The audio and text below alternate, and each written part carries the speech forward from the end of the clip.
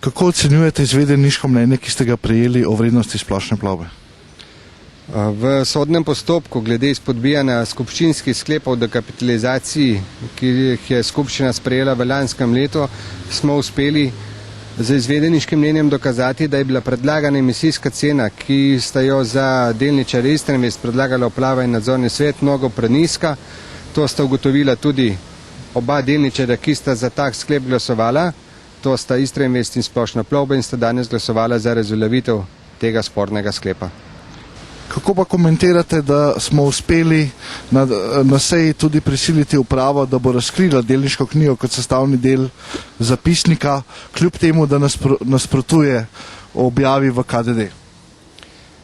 Uprava se zaveda, da z prikrivanjem podatkov iz delniške knjige krši Zakon o gospodarskih družbah. Delniška knjiga je javna listina in očitno se je uprava pridobila ustrezna pravna mnenja in zagotovila, da vsi delničarji tudi lahko dostopamo do delniške knjige.